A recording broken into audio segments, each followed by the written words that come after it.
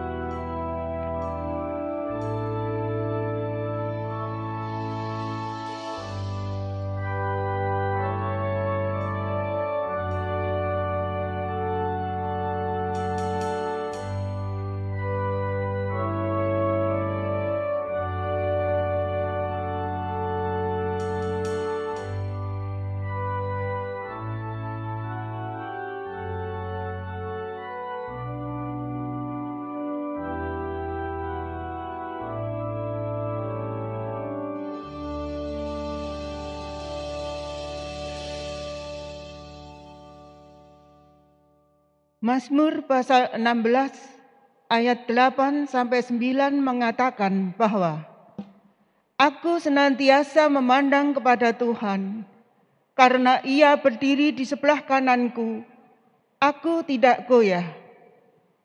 Sebab itu hatiku bersukacita dan jiwaku bersorak-sorak, bahkan tubuhku akan diam dengan tenteram. Marilah kita datang berhimpun, beribadah kepada Tuhan. Marilah kita datang memuji dan menghadap Tuhan dengan hati yang penuh sukacita dan berlimpah syukur.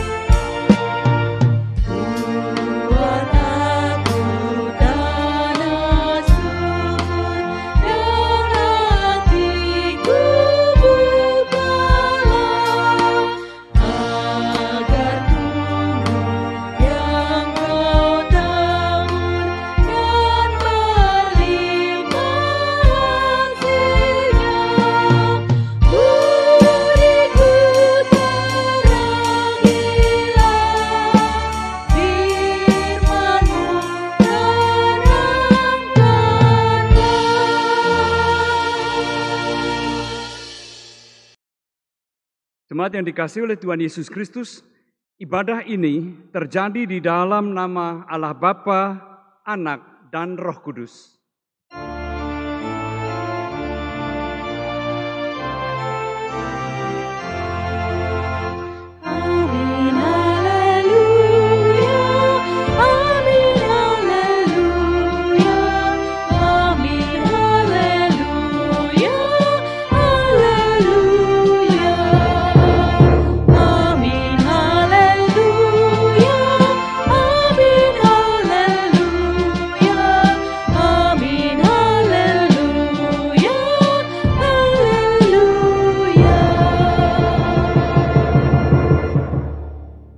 Damai Tuhan besertamu. Dan besertamu juga.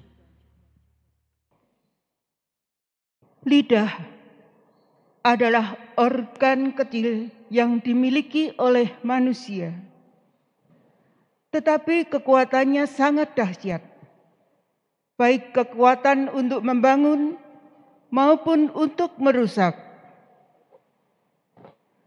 Sebagai umat yang beriman, kita dipanggil untuk menjaga lidah kita, supaya perkataan yang kita ucapkan senantiasa menjadi berkat bagi banyak orang dan memuliakan Tuhan.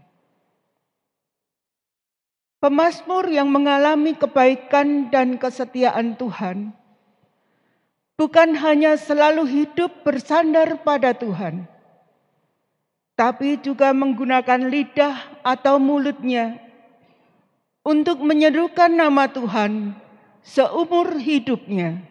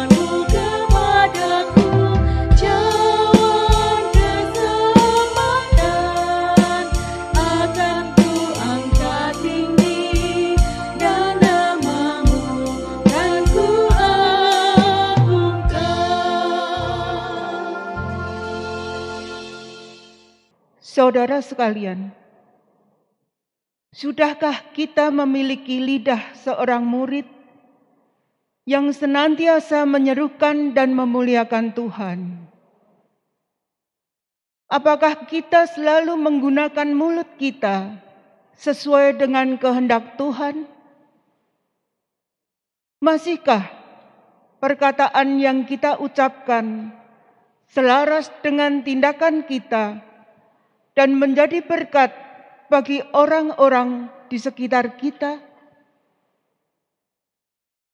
Sekarang, marilah bersama-sama kita merendahkan diri di hadapan Tuhan untuk mengakui segala dosa dan kesalahan kita melalui perkataan yang kita ucapkan dan perbuatan hidup kita. Kita menyatukan hati berdoa.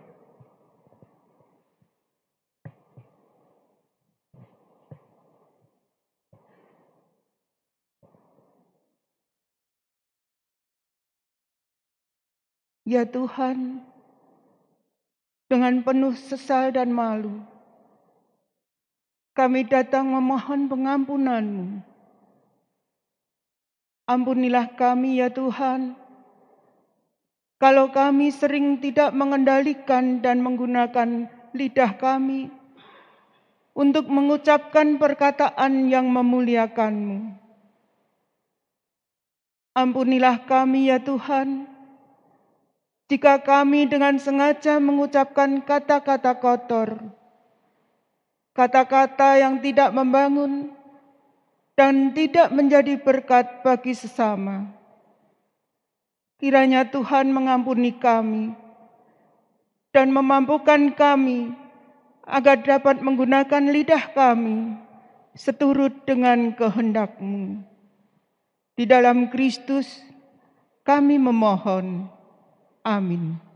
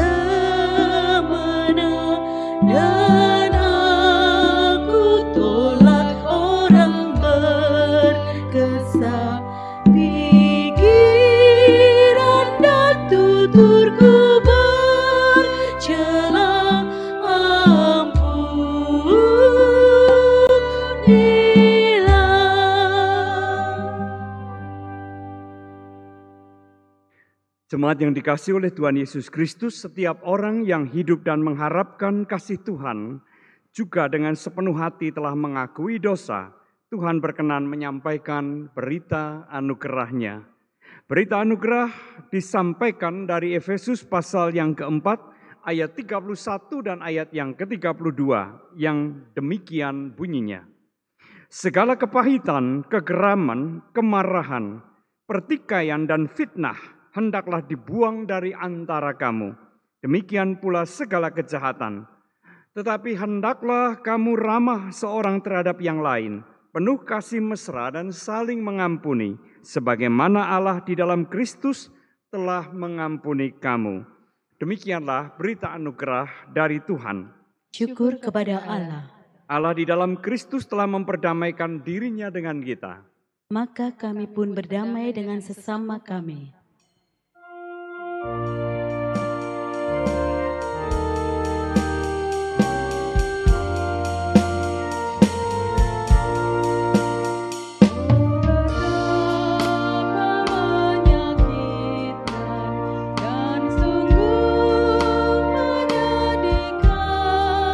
Saat ku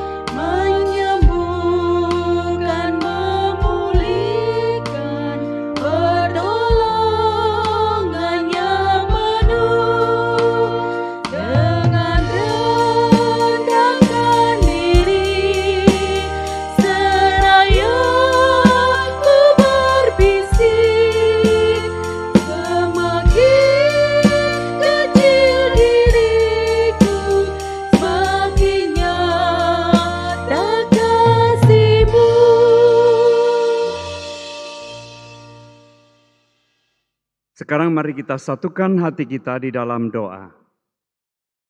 Bapa di sorga, kami akan bersama-sama membaca dan merenungkan firman-Mu. Kami memohon pertolongan dan pimpinan dari Tuhan, supaya apa yang boleh kami dengarkan bersama masuk di dalam hati kami, menguasai kehidupan kami, dan biarlah Tuhan juga yang memampukan kami untuk dapat mewujudkan atau melakukan setiap firman itu di dalam kehidupan kami sehari demi sehari. Pakailah ya Tuhan hamba-Mu ini di dalam segala keterbatasannya. Urapilah, layakkan dan mampukan hamba-Mu ini menyampaikan segala sesuatu yang Tuhan kehendaki. Di dalam nama Tuhan Yesus kami berdoa. Amin. Pembacaan firman Tuhan terambil dari Injil Markus pasal yang ke-8 ayat 27 sampai dengan ayat yang ke-38. Markus pasal yang ke-8 ayat 27 sampai dengan ayat yang ke-38 saya bacakan demikian. Kemudian Yesus beserta murid-muridnya berangkat ke kampung-kampung di sekitar Kaisarea Filipi. Di tengah jalan ia bertanya kepada murid-muridnya, katanya, "Kata orang, siapakah aku ini?" Jawab mereka, "Ada yang mengatakan Yohanes Pembaptis, ada juga yang mengatakan Elia, ada pula yang mengatakan seorang dari para nabi." Ia bertanya kepada mereka, "Tetapi apa katamu? Siapakah aku ini?" Maka jawab Petrus, "Engkau adalah Mesias." Lalu Yesus melarang mereka dengan keras supaya jangan memberitahukan kepada siapapun tentang Dia. Kemudian mulailah Yesus mengajarkan kepada mereka bahwa Anak Manusia harus menanggung banyak penderitaan dan ditolak oleh tua-tua, imam-imam kepala, dan ahli-ahli Taurat, lalu dibunuh dan bangkit sesudah 3 hari. Hal ini dikatakannya dengan terus terang, tetapi Petrus menarik Yesus ke samping dan menegur dia. Maka berpalinglah Yesus dan sambil memandang murid-muridnya, ia memarahi Petrus. Katanya, "Enyahlah iblis, sebab engkau bukan memikirkan apa yang dipikirkan Allah, melainkan apa yang dipikirkan manusia." Lalu Yesus memanggil orang banyak dan murid-muridnya dan berkata kepada mereka, "Setiap orang yang mau mengikut aku, ia harus menyangkal dirinya, memikul salibnya dan mengikut aku. Karena siapa yang mau menyelamatkan nyawanya, ia akan kehilangan nyawanya. Tetapi barang siapa kehilangan nyawanya karena aku dan karena Injil, ia akan menyelamatkannya. Apa gunanya seorang memperoleh seluruh dunia, tetapi ia kehilangan nyawanya? Karena apakah yang dapat diberikannya sebagai ganti nyawanya? Sebab barang siapa malu karena aku dan karena perkataanku di tengah-tengah angkatan yang tidak setia dan berdosa ini, Anak Manusia pun akan malu karena orang itu apabila ia datang kelak dalam kemuliaan Bapanya diiringi malaikat-malaikat kudus." Demikianlah Injil Tuhan Yesus Kristus. Berbahagialah setiap kita yang mendengar, yang memelihara, dan yang melakukannya di dalam kehidupannya sehari-hari. Haleluya.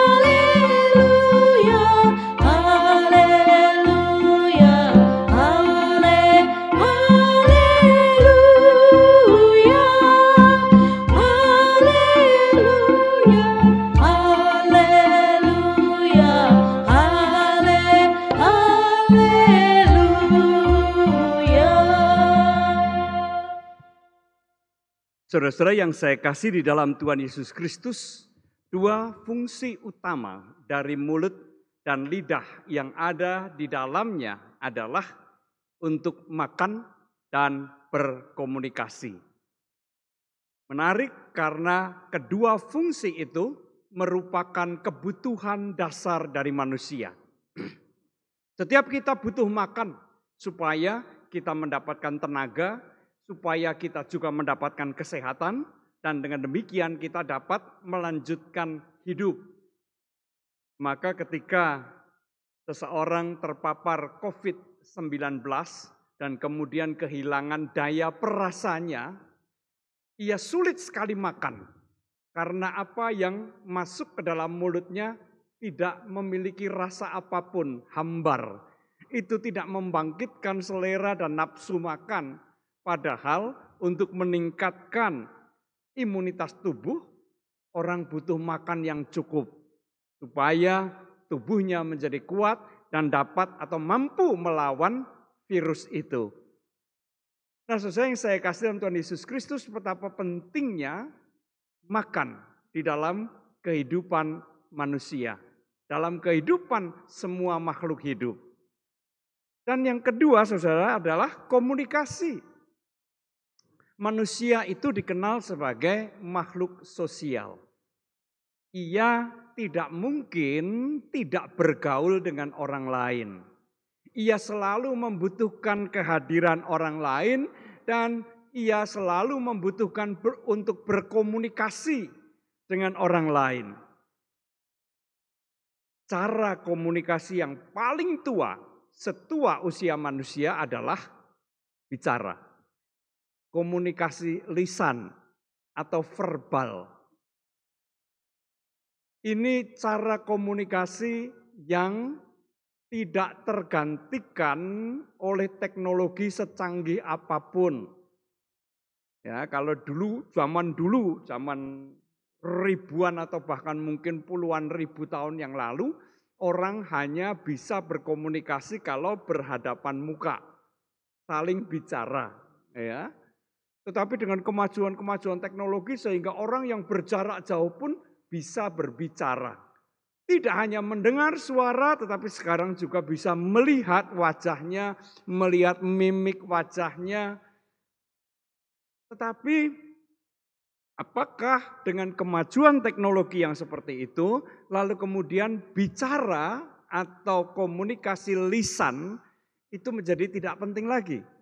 Tidak demikian. Coba bayangkan kalau Bapak Ibu dan saudara sekalian sedang berkomunikasi dengan orang lain dengan video call misalnya ya. Yang nampak hanya wajahnya tapi suaranya tidak ada. Apa yang Anda rasakan? Apa yang kita rasakan? Ya tentu tidak ada gunanya.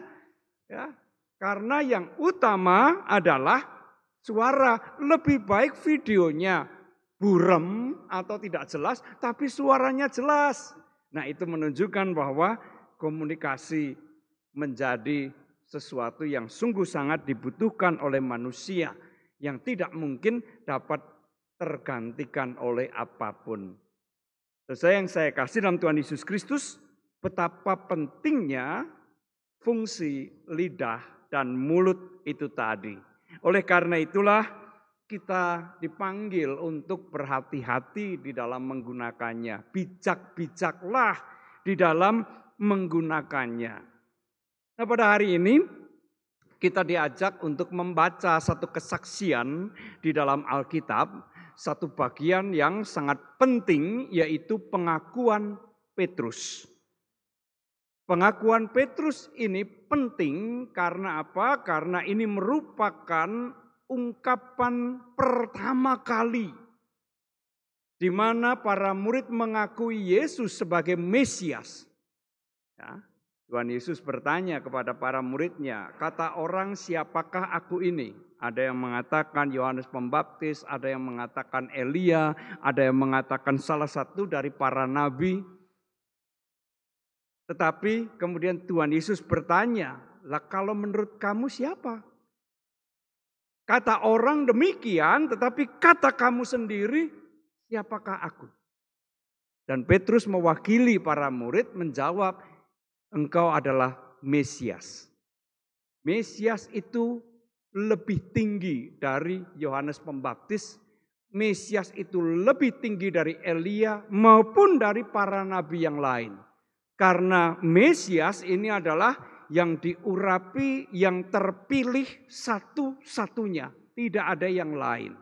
Mesias itu cuma satu, nggak ada yang lain. Nabi boleh banyak, ya, tetapi Mesias hanya satu. Nah, selain itu pengakuan Petrus ini dikatakan di daerah Kaisarea Filipi.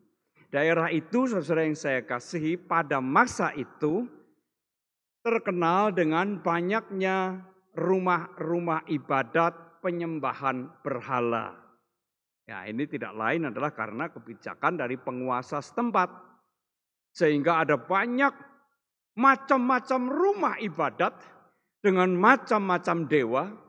Dan disitulah pengakuan tentang siapakah Yesus atau pengakuan tentang Yesus adalah Mesias diucapkan di wilayah itu. Sehingga pengakuan itu sekaligus juga menegaskan bahwa Yesus lebih dari berhala-berhala yang disembah di wilayah tersebut. Sesuai yang saya kasih dalam Tuhan Yesus Kristus, kalau di dalam Injil Matius, kalau kita membaca, membandingkan perikop ini dengan yang ada di Injil Matius, di situ ada pujian dari Tuhan Yesus yang mengatakan bahwa apa yang kamu ucapkan bukan dari dirimu sendiri, tetapi dari Bapa-Ku yang di sorga. Artinya kata-kata itu diinspirasi, digerakkan oleh Bapa yang ada di sorga. Supaya para murid mengakui atau terbuka matanya dan kemudian mengakui siapakah Yesus itu. Nah, tetapi tidak berapa lama setelah pengakuan itu, Tuhan Yesus kemudian membeberkan apa yang akan dialami, apa yang akan terjadi. Mesias ini akan ditolak, akan disiksa dan disalibkan oleh umat Allah, oleh para pemuka agama. Tetapi akan bangkit pada hari yang ketiga. Sesuai yang saya kasih dalam Tuhan Yesus Kristus, nampaknya perhatian para murid tidak pada kebangkitan, tetapi pada penolakan, penyiksaan, dan kematian. Itu sungguh sangat tidak masuk akal bagi pemikiran para murid pada masa itu, yang bagaimanapun juga masih dikuasai oleh pemahaman orang-orang Yahudi tentang Mesias yang tidak terkalahkan. Mesias yang justru akan mengalahkan musuh-musuh yang paling besar sekalipun. Tidak masuk akal kalau Mesias itu ternyata akan mati disalibkan. Itu sebabnya kemudian Petrus menegur Yesus, memarahi Yesus bahwa itu tidak mungkin terjadi.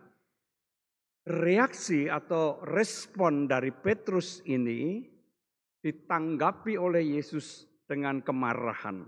Sehingga kemudian Yesus menghardik dengan sangat keras, Petrus, enyahlah iblis, sebab pikiranmu itu bukan dari Allah tetapi dari manusia. Bukan berarti bahwa Petrus ini iblis, tidak.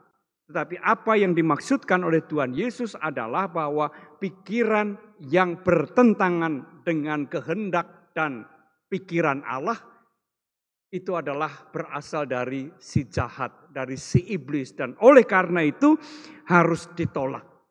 Nah, saudara yang saya kasihi, dari mulut yang sama tadi keluar pengakuan tentang siapakah Yesus, dan tidak berapa lama kemudian keluar pula pernyataan yang justru bertentangan dengan apa yang dikehendaki oleh Allah. Sesuai yang terkasih dalam Tuhan Yesus Kristus, maka tema lidah yang memuliakan Allah itu berarti bahwa setiap kita dipanggil untuk menggunakan organ penting dalam kehidupan kita itu untuk memuliakan Allah. Saya ingin berbagi 4 hal yang penting dalam kaitan dengan tema kita. Dan juga belajar dari perikop pengakuan Petrus tadi. Nah, sesuai yang terkasih dalam Tuhan Yesus Kristus, yang pertama adalah hendaknya pikiran kita itu selaras dengan kehendak Allah. Sebab kata-kata itu lahir dari pikiran. Ya, jarang sekali ada orang yang melontarkan kata-kata yang di luar pikirannya. Ya, pada umumnya secepat apapun kata-kata itu meluncur keluar, dia didahului dengan sesuatu yang melintas di dalam pikirannya. Ya. Muncul pikiran dan kemudian dikeluarkan melalui kata-kata. Oleh karena itu, lidah yang memuliakan Tuhan itu harus didahului dengan pikiran yang juga memuliakan Tuhan. Pikiran yang jahat akan mengeluarkan kata-kata yang jahat. Tapi pikiran yang baik, pikiran yang memuliakan Tuhan akan juga mengeluarkan atau mewujudkan kata-kata yang baik, kata-kata yang memuliakan nama Tuhan. Antara pikiran dan kata-kata itu mempunyai hubungan yang sangat erat. Saudara yang terkasih dalam Tuhan Yesus Kristus, itu yang pertama. Oleh karena itu kita perlu memiliki pikiran-pikiran yang sesuai dengan kehendak Tuhan. Jangan biarkan pikiran-pikiran jahat merasuki kita.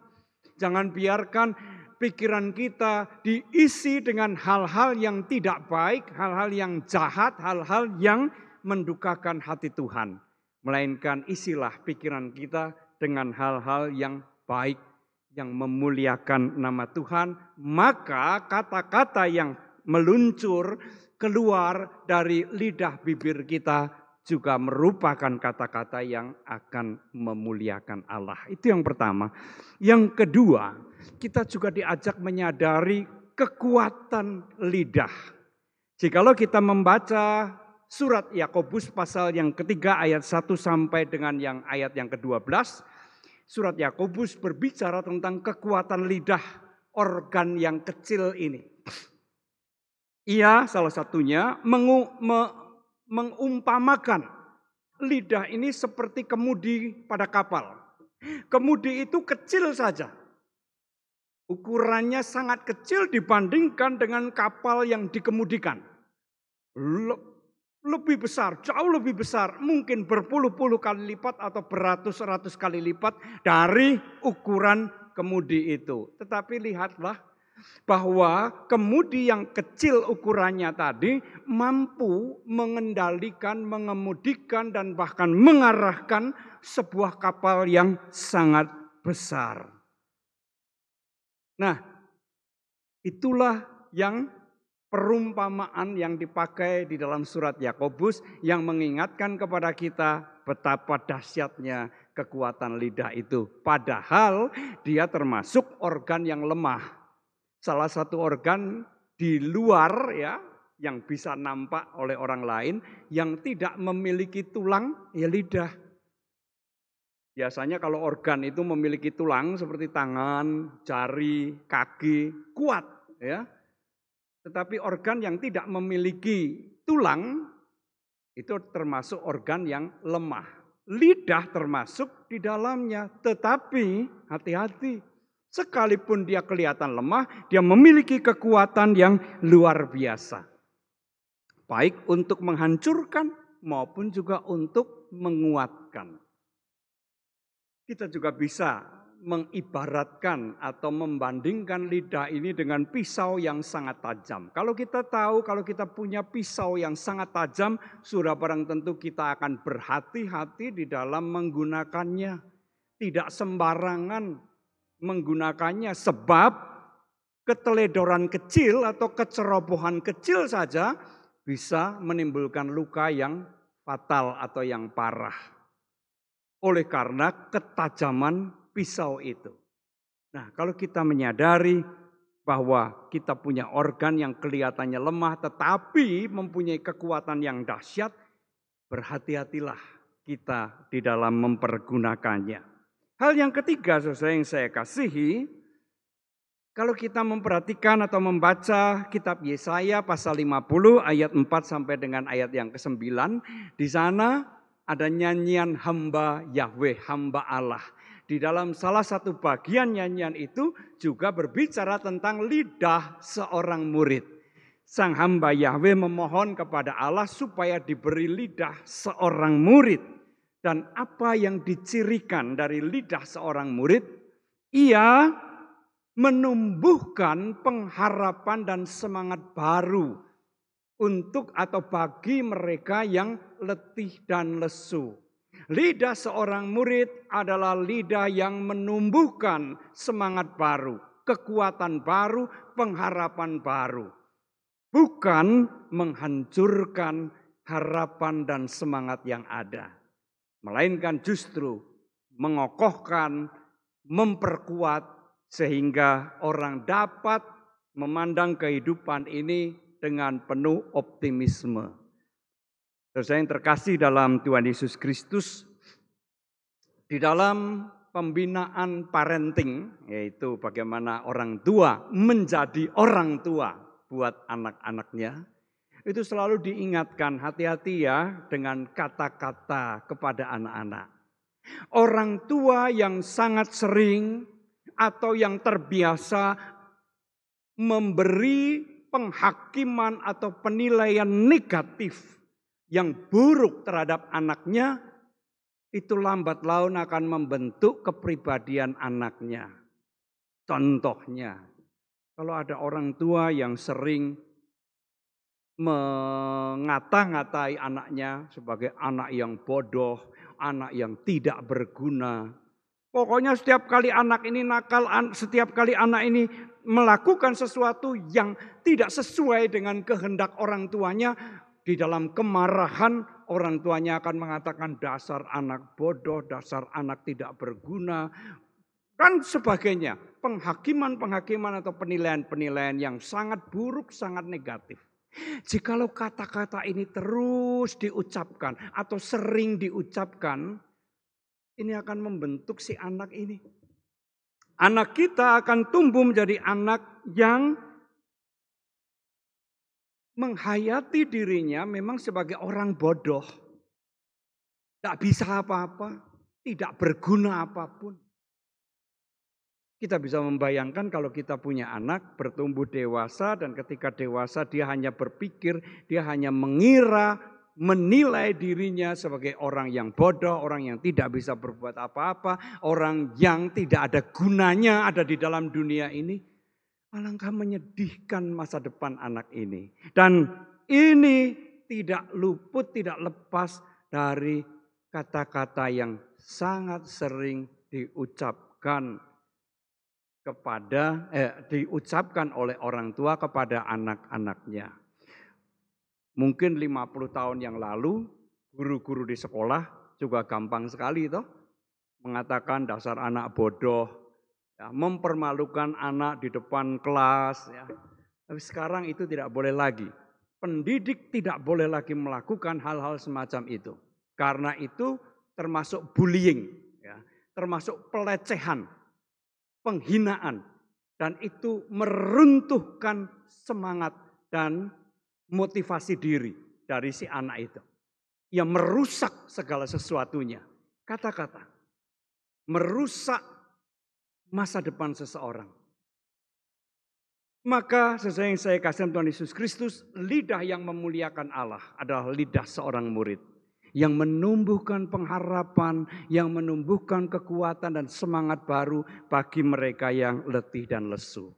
Dan yang keempat, sesuai yang saya kasihi, lidah yang memuliakan Tuhan acap kali juga disalahpahami. Oh, kalau kita berbicara satu kalimat selalu menyebut nama Tuhan, kalau perlu beberapa kali, itulah lidah yang memuliakan Tuhan. Ingat di dalam Injil Matius Tuhan Yesus juga berkata, nanti pada hari terakhir ada orang yang berkata, Tuhan, Tuhan, Tuhan. Tetapi apa yang dikatakan oleh Tuhan Yesus, enyahlah aku tidak mengenal kamu.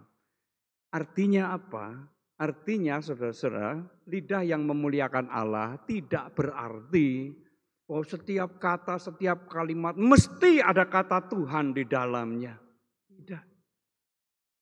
Lidah yang memuliakan Tuhan berarti adalah lidah yang mengucapkan atau mengeluarkan kata-kata yang jujur, kata-kata kebenaran, kata-kata yang penuh dengan belas kasih. Itulah lidah yang memuliakan Tuhan. Tidak ada gunanya kita banyak ngomong Tuhan, Tuhan, Tuhan, tapi kesana sini bohong, kesana sini menipu orang. Tuhan dipakai untuk meyakinkan orang lain dan ternyata itu suatu penipuan. Kan tidak sedikit orang melakukan seperti itu pada zaman sekarang ini. Itu bukan lidah yang memuliakan Tuhan. Lidah yang memuliakan Tuhan adalah lidah yang mengeluarkan kata-kata kejujuran, kebenaran, dan belas kasih. Nah, saudara yang terkasih dalam Tuhan Yesus Kristus, setiap kita dipanggil supaya kita menggunakan organ tubuh anugerah Tuhan ini dengan sebaik-baiknya, dengan penuh kebijaksanaan, agar supaya setiap kata yang kita ucapkan boleh memuliakan nama Tuhan, menjadi berkat bagi orang-orang yang ada di sekitar kita. Tuhan memberkati kita semua. Amin. Marilah kita bersama dengan umat Allah di masa lalu, masa kini, dan masa depan. Mengingat janji baptisan kita dengan mengikrarkan pengakuan iman rasuli yang demikian. Aku percaya kepada Allah, Bapa yang Maha Kuasa, Khalik langit dan bumi, dan kepada Yesus Kristus, Anaknya yang tunggal Tuhan kita, yang dikandung dari Roh Kudus, lahir dari anak darah Maria, yang menderita sengsara di bawah pemerintahan Pontius Pilatus, disalibkan, mati dan dikuburkan, turun ke dalam kerajaan maut. Pada hari yang ketiga, bangkit pula dari antara orang mati, naik ke surga, duduk di sebelah kanan Allah, Bapa yang Maha Kuasa, dan dari sana Ia akan datang untuk menghakimi orang yang hidup dan yang mati. Aku percaya kepada Roh Kudus, gereja yang kudus dan am, persekutuan orang kudus, pengampunan dosa, kebangkitan orang mati, dan hidup yang kekal. Amin. Jemaat yang dikasihi oleh Tuhan Yesus Kristus, sekarang mari kita satukan hati kita untuk menaikkan doa-doa syafaat kita. Mari kita berdoa. Saat ini ya Bapa, kami datang kepadamu untuk menaikkan doa-doa syafaat kami. Ya Tuhan, kami berdoa untuk anak-anak-Mu yang saat ini sedang sakit, baik oleh karena paparan COVID-19 maupun oleh karena sakit penyakit yang lain. Ya Tuhan, kiranya Engkau memberkati semua perawatan dan pengobatan yang diberikan kepada anak-anak-Mu ini, agar supaya mereka juga boleh dipulihkan dan disembuhkan kembali. Kuatkanlah iman mereka, berikanlah ya Tuhan kepada mereka semangat, sehingga semuanya itu juga mendukung proses pemulihan ini. Kami doakan bangsa dan negara kami di dalam memerangi COVID-19 ini. Kami bersyukur ya Tuhan karena situasi sudah semakin melandai, semakin sedikit yang terpapar dan semakin banyak yang boleh dipulihkan. Bapa di dalam surga, kiranya Engkau juga yang akan memampukan pemerintah dan para pemimpin kami baik yang ada di pusat maupun yang ada di daerah untuk sungguh-sungguh memimpin upaya-upaya mengatasi pandemi COVID-19 ini, sehingga kami boleh segera terbebas dari pandemi ini dan menjalani kehidupan secara normal kembali. Bapa di dalam surga, kami doakan untuk para ilmuwan yang terus berusaha untuk menciptakan atau menemukan obat yang tepat bagi COVID-19 ini. Kiranya Engkau memberkati usaha mereka, sehingga mereka juga dapat menemukan obat yang tepat dan virus ini dapat segera dikalahkan. Kami doakan para nakes, tenaga kesehatan yang masih terus harus berjuang untuk melayani, merawat, mengobati, dan berusaha memulihkan setiap orang yang datang kepada mereka, setiap orang yang mempercayakan pemulihan kesehatannya kepada mereka. Lindungilah para tenaga kesehatan ini Tuhan, jauhkanlah mereka dari sakit penyakit, agar supaya mereka boleh terus melayani para pasien, orang-orang sakit yang membutuhkan pelayanan mereka. Kami doakan untuk keluarga-keluarga yang berada dalam pergumulan, baik oleh karena situasi ekonomi yang melesu ini, maupun juga karena ketegangan-ketegangan di dalam relasi antar anggota keluarga, maupun juga pergumulan-pergumulan lain yang kami tidak ketahui satu demi satu. Tuhan mengetahuinya, Tuhan tolong, Tuhan kuatkan mereka supaya mereka dapat mengatasi, dapat melewati semua pergumulannya dengan pertolongan dari Tuhan sendiri. Kami doakan untuk anak-anak-Mu yang beribadah bersama dengan kami dimanapun mereka berada. Berkatilah ya Tuhan keluarganya, pekerjaannya, pelayanannya, studinya, dan kehidupan sehari-harinya. Ya Tuhan, inilah doa kami. Dengarkanlah dan kabulkanlah ya Tuhan. Karena semuanya ini kami alaskan di dalam nama Tuhan Yesus Kristus yang sudah mengajar kami berdoa.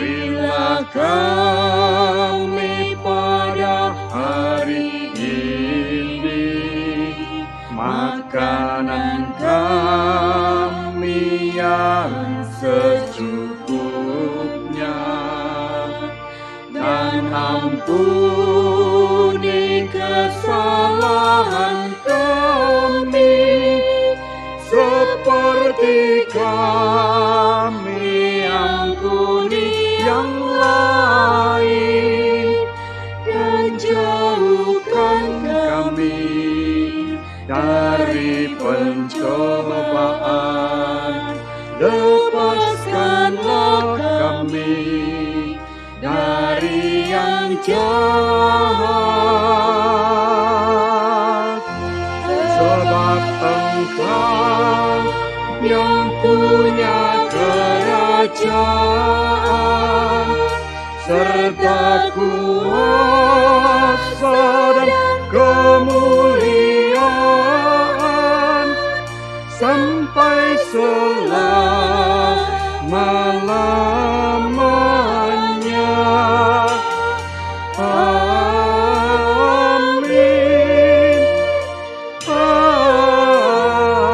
Amin.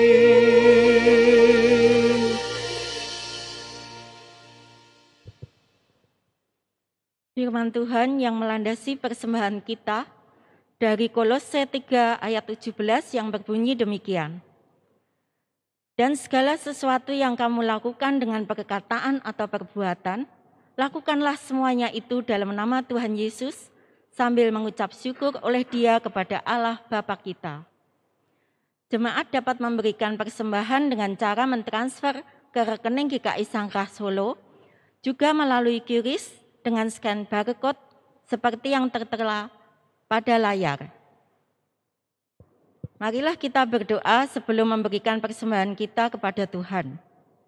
Kita berdoa. Ya Tuhan, kami datang mengucap syukur atas kasih sayang, penyertaan, dan pemeliharaan Tuhan yang sungguh nyata di dalam kehidupan kami. Kiranya Tuhan berkenan menerima, memberkati, dan memakai persembahan yang kami berikan sebagai alat saluran kasih dan berkat bagi sesama. Ya Tuhan, pakailah juga hidup kami untuk menceritakan karya kasih-Mu di dalam segala hal yang kami lakukan setiap hari. Kami juga datang memohon berkat Tuhan atas kehidupan keluarga dan pekerjaan kami. Di dalam nama Tuhan Yesus kami berdoa dan bersyukur. Amin.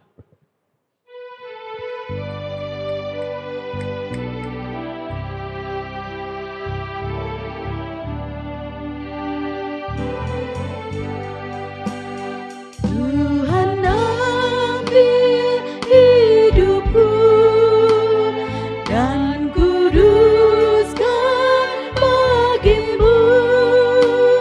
Pun waktuku pakailah memujimu selamanya. Ku serahkan hidupku agar jadi milikmu. Ku serahkan hidupku agar jadi milikmu.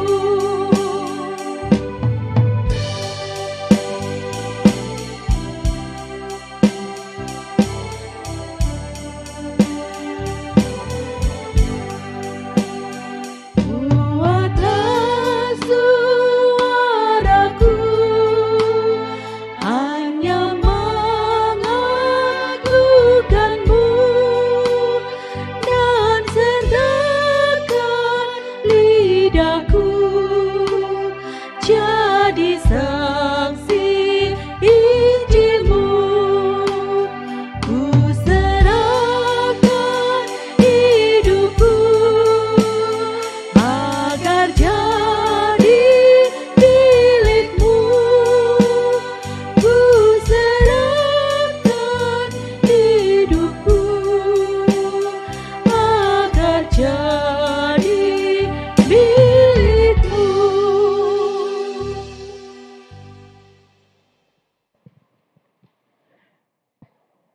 Marilah kita mengakhiri ibadah kita dengan selalu menggunakan lidah atau mulut kita untuk memuliakan Tuhan dan memberi berkat bagi sesama.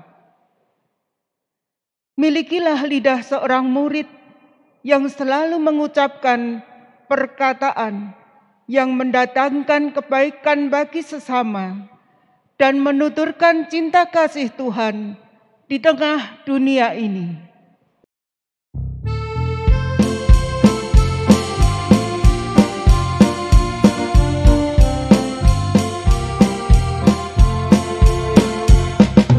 Suka menuturkan cerita mulia, cerita Tuhan Yesus dan cinta kasih.